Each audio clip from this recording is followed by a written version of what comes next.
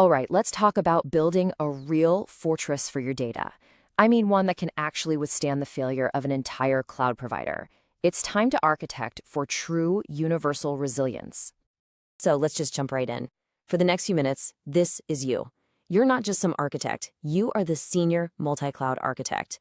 You're the guardian of your company's digital lifeblood. You know what that means? The buck stops with you. And look, a title like that comes with a pretty critical mission, doesn't it?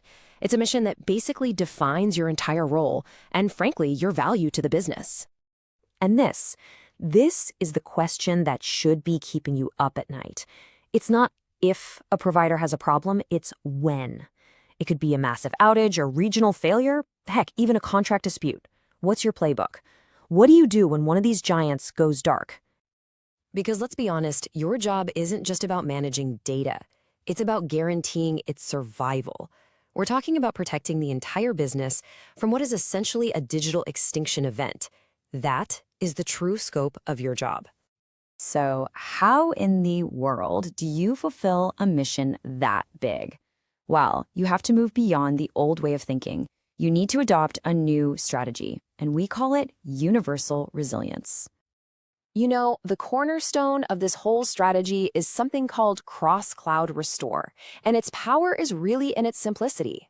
See, it's not just about backing up your data in the cloud, it's about having the proven ability to bring that data back to life in a totally different cloud whenever you need it.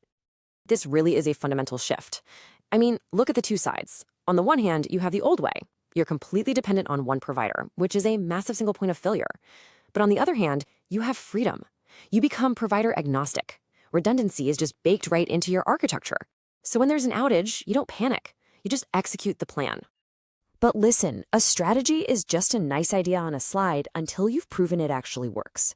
So let's talk about the test, the thing that turns this concept into a real, concrete process you can count on. And this part is absolutely critical. You cannot just assume it will work when everything's on fire. You have to prove it, you have to document it, and you have to know with 100% certainty that your restore plan is solid. Because let me tell you, hope is not a disaster recovery strategy. So here's the drill. You take a real-world backup from your primary provider. Let's say it's AWS S3. Then, and here's the key, you don't just restore it back to AWS. Nope. You initiate a full restore to a completely different ecosystem, like Azure Blob. Then you do it again, this time to Google Cloud Storage. And the final step, which is maybe the most important, is you validate that data. Is it all there? Is it usable? Is it uncorrupted? And that brings us to what is easily the most important rule of this entire framework. It's the discipline that really separates the true architects from the amateurs. You have to remember that resilience isn't a set it and forget it kind of thing. It's an action. It's a continuous process.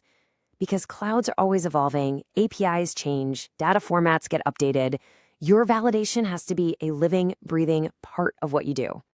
So here's the magic number, 4. You run this full drill 4 times a year, quarterly, every single year. Your team has to validate the entire restore workflow across every combination of cloud providers you use.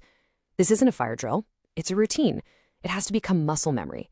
And that routine, well, that's your guarantee of resilience. Okay, let's zoom out for a second and really land on the main takeaway here, because this is about so much more than just backup. It's a fundamental shift in how we think about protecting our data. When you boil it all down, it comes down to these core ideas.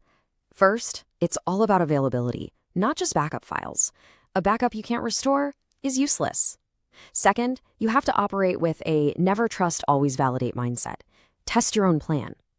Third, just accept it. A true modern disaster recovery plan is multi-cloud. And finally, the ultimate goal. Your data has to be like water. It must be able to flow wherever it needs to be, whenever it's needed. So I'm going to leave you with this one question to take back to your team. I know you have backups. Everybody does. But if your primary cloud provider were to vanish tomorrow, is your data truly, provably, and immediately available? That's the real question.